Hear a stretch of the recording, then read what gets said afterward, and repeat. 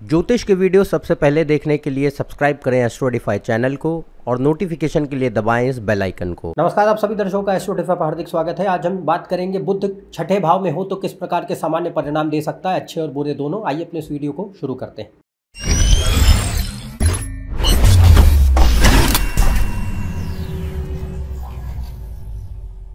यदि आप उनसे कंसल्टेशन लेना चाहते हैं तो ऊपर दिए हुए वेबसाइट पर जा सकते हैं, इसका लिंक डिस्क्रिप्शन में दिया हुआ है।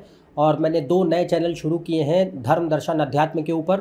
आप में से जो लोग भी इच्छुक हैं दर्शन शास्त्र में, धर्म में, अध्यात्म में, आपसे आग्रह है कि उन चैनल्स को सब्सक्राइब करें, वीडियोस को देखें। उसमें हम अभी अद्वैत वेदांत के ऊपर चर्चा कर रहे हैं। और यदि आपके मन में ऐसे गूढ़ गहरे प्रश्न आते हैं कि मैं कौन हूँ, ईश्वर का कोई अस्तित्व है कि नहीं, ईश्वर कौन है, हम कौन हैं, जीवन का कोई अर्थ या उद्देश्य है कि नहीं, जो बिग क्वेश्चंस ऑफ लाइफ कहा जाता है, अगर ये आपके मन में कभी कभी आते हैं और आप इनके उत्तर ढूंढ रहे हैं तो आपसे आग्रह है कि आप उन वीडियोस को देखें। उसमें हम अभी भारतीय दर्शन की बातें कर रहे हैं, आगे पाश्चात्य दर्शन को भी लिया जाएगा, अन्य पक्षों के बारे में बातें होती रहेंगी। तो आप उन चैनल को सब्सक्राइब करें, वीडियोज़ को देखें। उनके लिंक ऊपर कार्ड सेक्शन में भी दिखाए जा रहे हैं और नीचे डिस्क्रिप्शन में भी मौजूद है। तो आज हम बात करते हैं, अपने विषय पे वापस आते हैं। बुध छठे भाव में हो तो किस प्रकार के सामान्य परिणाम देता है। तो यहाँ पे बुध के 2 स्थितियों के बारे में हम बात करेंगे। पहला कि बुध जो है वो अच्छी स्थिति में है पर छठे भाव में है, और दूसरा वो खराब हो गया है, पीड़ित है, कुपित है या दोष बना के बैठ चुका है और छठे भाव में है। तो पहली पॉइंट ये रहता है कि देखिए, छठा भाव जो है वो एक अच्छा भाव नहीं माना गया, वो दुस्थान भी है और उपचय भी है। तो दुस्थान भाव जो होते हैं, छठे, 8वें, 12वें भाव, ये अशुभ स्थान माने गए हैं। क्योंकि भाई देखिए, छठे भाव से हम बाधाएं, रोग, ऋण, शत्रु, संघर्ष, पीड़ा, कष्ट, हानि, ये सब देखते हैं।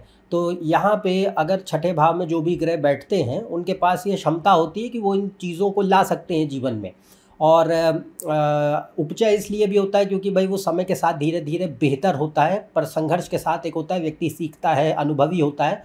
तो इसलिए धीरे धीरे तजुर्बे के साथ व्यक्ति जो है अपने जीवन में अच्छे परिणाम भी देख पाए, इसलिए उसे उपचय स्थान भी कहा गया। पर ये बहुत महत्वपूर्ण होता है कि जो भी ग्रह वहाँ बैठा हो हमें उसे क्लोजली देखना चाहिए।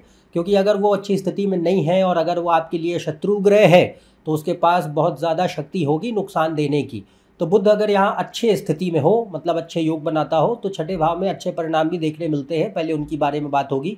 तो अच्छे से मेरा पर्याय है कि बुध उच्च का है, अपनी राशि में है, मित्रवत राशियों में है। जिस ग्रह की राशि में वो बैठा है उस ग्रह का, उस राशि का स्वामी ग्रह कुंडली में अच्छी स्थिति में हो। और सूर्य चंद्र लग्नेश अच्छे होने चाहिए। सूर्य चंद्र लग्नेश रिपीटेटिवली मैं हर वीडियो में बोलता आया हूँ कि ये कुंडली के बेस होते हैं।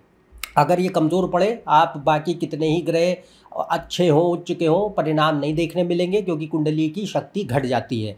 तो सूर्य चंद्र लग्नेश अगर अच्छे हैं, बलशाली हैं, केंद्र त्रिकोण में बैठे हैं या शुभ योग बनाते हैं, कहीं भी बैठे हैं, तो वो बाकी ग्रहों को भी बल देते हैं। और बाकी ग्रहों के भीतर, मतलब कुंडली के भीतर इनहेरेंट पोटेंशियल बढ़ जाता है। तो कोई भी ग्रह अपनी पूर्ण क्षमता पे परिणाम देने की जो है स्थिति रखेगा। और अगर वो कमज़ोर पड़ेंगे तो आपके ग्रह कितने ही बढ़िया क्यों ना हो, दशाएं आगे बीत जाएंगी, अपेक्षाकृत परिणाम कभी देखने नहीं मिलेंगे। तो यहाँ पे ये बात रहती है कि सूर्य चंद्र लग्नेश अगर अच्छे हैं, बुध जो है छठे में है, और मान लीजिए छठे भाव में अगर विपरीत राजयोग वगैरह बना रहा है, तो जैसे छठे, 8वें, 12वें भाव के स्वामी के साथ ही संबंध है और उसमें केंद्र त्रिकोण के स्वामी भी कहीं जुड़ चुके हैं, तो यहाँ स्थिति क्या रहेगी कि बुध के पास जो है संबंध, मतलब शक्ति है, पर वो अच्छे परिणाम भी देगा। ठीक है। तो यहाँ पे ये बात रहेगी कि पहला, भाई छठे भाव के पक्ष जरूर देखने मिलते हैं। तो जो भी ग्रह छठे स्थान पे है वो कहीं ना कहीं देखिए संघर्ष जरूर उत्पन्न करेगा। वो किसी भी जीवन के स्वरूप में हो सकता है, किसी भी जीवन के हिस्से में हो सकता है। वो चाहे आपका स्वास्थ्य हो, काम धंधा हो, पढ़ाई लिखाई हो, धन संपत्ति हो, पैसा रुपया हो, ज़मीन जायदाद हो, घर परिवार हो, शादी ब्याह हो, संतान हो, कुछ भी हो, anything, it can create problems in any given area, any kind in life. वो डिपेंड करेगा कुंडली के ऊपर, वो हर व्यक्ति के लिए वेरी करेगा। तो पर बात ये होती है कि यहाँ पे अगर बुध अच्छे स्थिति में है तो वह संघर्ष भले ही उत्पन्न करे, कोई ना कोई कष्ट बाधाएं ज़रूर जीवन में उत्पन्न करेगा, पर व्यक्ति को अंततः विजयी बनाता है। अंततः आप उन बाधाओं से बाहर निकलते हैं। और अगर विपरीत राजयोग वगैरह बना रखा है, इसके ऊपर मैंने पहले भी वीडियो बनाया, विपरीत राजयोग कब बनता है, उसे कैसे देखते हैं। पर पॉइंट ये है कि भाई अगर वहाँ पे ऐसे योग बनते अच्छे, तो वह आपको संघर्षों के दौरान जीवन में ऐसे जो है स्थितियों से आप जूझ रहे हैं जहाँ पे आपको काफ़ी कोई रास्ते नज़र नहीं आते, बहुत कष्टों का सामना करना पड़ रहा है, सब चीज़ें हो सकती हैं। पर अंततः उन संघर्षों के दौरान वो एक बड़ा मौका प्रदान करता है जिससे व्यक्ति को अंततः सफलता मिलती है, और वो मौका आपको मिल भी नहीं सकता था जब तक कि आप वो संघर्ष की परिस्थितियों से गुजरते नहीं। बाकी बुद्ध भाई छठे भाव में अगर शुभ हो तो बुद्ध मतलब बुद्धि, तो ये मेधा के लिए, बुद्धि के लिए, इंटेलिजेंस जिसको कहते हैं, उनके लिए बड़ा अच्छा होता है। व्यक्ति को तार्किक वास्तविक दृष्टिकोण देता है, सोच समझ के फैसला लेने वाली प्रवृत्ति होती है। हमेशा व्यक्ति जो है एक डिटेल ओरिएंटेशन, कीन ऑब्जर्वेशन रखने वाला एटीट्यूड रखते हैं कि सूक्ष्म तरीके से किसी चीज़ को आकलित करे, देखे, फिर कोई फैसला ले। इसके अलावा यहाँ पे एक व्यक्ति को कुशल कूटनीतिक एक क्षमता भी पैदा करता है, डिप्लोमेटिक अप्रोच, हाँ, जिसको कहा जाए, तो ये बड़ी अच्छी स्थिति होती है। छठा भाव कंपटीशन का होता है, तो जो भी कोई भी कॉम्पिटिटिव एग्ज़ाम्स हो या आप कहीं पे भी काम करते हो, जो भी आपके कॉलीग्स हैं जिनके साथ आपका कंपटीशन है, प्रतिस्पर्धा है, उनमें भी विजय प्राप्त करने के लिए अच्छा होता है। शत्रुओं के ऊपर विजय प्राप्त करने के लिए अच्छी स्थिति होती है जब बुद्ध मजबूत हो। इसके अलावा समय के साथ साथ धीरे धीरे, जैसा मैंने कहा, उच्च स्थान होने के चलते यहाँ पे ग्रह अच्छे परिणाम देते हैं। तो समय के साथ अर्थ होता है 35-40 साल के बाद ज़्यादा बेहतर परिणाम देखने मिल जाते हैं, क्योंकि व्यक्ति को ज़िंदगी में अनुभव आ चुका होता है। और इसके अलावा ये, जैसा मैंने कहा, बुद्ध आपके भाषा का भी ग्रह है, तो ये एक तार्किक, वास्तविक और थोड़ी सी जो है आर्ग्यूमेंटेटिव स्टाइल ऑफ स्पीच देता है कि हम बहस करने में कुशल होते हैं, इन्हें की फालतू की बहस, बट उसके पीछे एक तर्क है, एक कारण है, और एक जो है एक सही स्टाइल, लॉजिकल फैक्चुअल स्टाइल का कम्युनिकेशन लेवल है, तो वो यहाँ देखने मिलता है। बाकी ये थोड़ा बहुत व्यक्ति को जो है क्रिटिकल भी बनाता है। शनि वगैरह का प्रभाव अगर होगा तो और भी होगा कि हम कमी आसानी से ढूंढ लेते हैं, और उसका कारण होता है क्योंकि बुद्ध कहीं अगर अच्छा है तो ये डिटेल ओरिएंटेड बनाएगा, मतलब आप हर चीज़ में परफेक्शन खोजते हैं, पूरा उसको, उसमें कोई कमी ना छूट जाए उसकी कोशिश करते हैं, और इस वजह से आपको एक जो छूटी हुई चीज़ें होती हैं, कमियां होती हैं, वो आसानी से नज़र आ जाती हैं। इसके अलावा ये व्यक्ति को काफ़ी हद तक एक राजनीतिक जो है बुद्धि भी प्रदान कर सकता है। ये हर केस में नहीं होगा, बट दे सकता है कि भाई आप जो है political diplomatic style of approach रखें, जिसमें कि आपको पता है कि हाँ भाई लोग कैसे काम करते हैं, दुनिया कैसे चलती है, कोई मूर्ख ना बना सके। व्यक्ति जो है काफ़ी सूझबूझ और अपनी चातुर्य का इस्तेमाल करते हुए ज़िंदगी में आगे बढ़ता है, तो ये एक चीज़ होती है। बाकी यहाँ पे अब व्यक्ति जो है एक नैतिकवादी होगा नहीं होगा ये बुद्ध नहीं दिखाएगा, ये बाकी ग्रह दिखाएंगे। तो यहाँ पे अब आप बुद्धि का प्रयोग सही तरीके से भी कर सकते हो, गलत तरीके से भी कर सकते हैं, ये कुंडली के ऊपर डिपेंड करता है। यहाँ अच्छे और ख़राब बुद्धि की बात नहीं हो रही है, यहाँ पे बात हो रही है कि बुद्ध को कोई मतलब होता नहीं है मॉरल्स, एथिक्स, प्रिंसिपल्स और वैल्यूज़ से। तो अब वो आपको बुद्धि दे सकता है, चतुरता दे सकता है, कुशलता दे सकता है, भाषा शैली अच्छी दे सकता है, सब कुछ ये सारे पक्ष अच्छे कर देगा, बट उसको इस बात से लेना देना नहीं है कि आप कितने मॉरलिस्टिक और कितने ऑनेस्ट इंसान होंगे। तो ये बाकी ग्रहों पर डिपेंड करता है। तो ये अगर बाकी ग्रह, नवाभाव, गुरु वगैरह अच्छे हैं तो ये व्यक्ति के भीतर नैतिकवादी स्वभाव भी पैदा करेंगे। अगर नहीं तो यहाँ पे हम इस बात की चर्चा नहीं करते। यहाँ पे फिर व्यक्ति को काफ़ी वास्तविक, मतलब cynical, logical, sceptical, rational, practical attitude देता है, जिसमें व्यक्ति को ये लगता है भाई देखिए दुनिया आदर्श उसूलों पे नहीं चलती, दुनिया में कई चीज़ें जो है वास्तविक है, और हर बार जो है हम अगर आदर्शों की पीपड़ी बजाते रहेंगे तो कई बार शायद हमारे काम भी नहीं बनेंगे। तो इस तरीके की जो एक वास्तविक व्यापारिक बुद्धि और राजनीतिक दृष्टिकोण जो होता है ये बुद्ध प्रदान करता है यहाँ पे। इसके अलावा एक और चीज़ जो यहाँ देखने मिलती है वो ये है कि कई जो एक क्षेत्र हैं, मतलब पढ़ाई लिखाई के क्षेत्र हो जाएं या फिर आपके काम, करियर के, प्रोफेशंस के इलाके हो जाएं, अगर ऐसे योग बनते हैं तो उनको भी उसमें मतलब करियर के लिए बुद्ध जिम्मेदार है तो देख सकते हैं। तो इसमें बैंकिंग सेक्टर है, फाइनेंशियल सेक्टर है, accounts, audit, insurance, tax, investment, financial technology, commerce, audit, कोई भी पैसे से संबंधित इन शॉर्ट जो इलाके हैं वो सारे देखे जा सकते हैं। इसके अलावा हेल्थ केयर सेक्टर है, लाइफ साइंस के फील्ड्स हैं, फिटनेस के एरियाज़ हैं, स्पोर्ट्स है, डिफेंस सर्विसेज है, पुलिस सर्विसेज हैं, मीडिया जर्नलिज्म के काम है, मास कम्युनिकेशन के काम है, कमीशन बेस्ड जॉब्स हैं, जो लोग ब्रोकर्स की तरह, कमीशन एजेंट्स की तरह काम करते हैं, देखे जा सकते हैं। लॉबीस्ट हैं, पॉलिटिक्स है, इनके लिए बड़ा अच्छा माना जाता है। और इसमें जैसा मैंने कहा उपचय स्थान होता है, तो ये व्यक्ति को शुरुआत में थोड़ा कन्फ्यूजन देता है, पर धीरे धीरे व्यक्ति को अपनी ही सामर्थ्य का एक भान होता है कि भाई I have certain skills, I have certain knowledge, जिसका इस्तेमाल करके मैं शायद जीवन में प्रगति पा सकता हूँ, सफल हो सकता हूँ। तो realisation of skills and mental clarity ये समय के साथ देखने मिलती है, खासतौर से 25 वर्ष के बाद ज़्यादा। तो ये अच्छे बुद्धि के लक्षण हैं जो छठे में देखने मिलते हैं।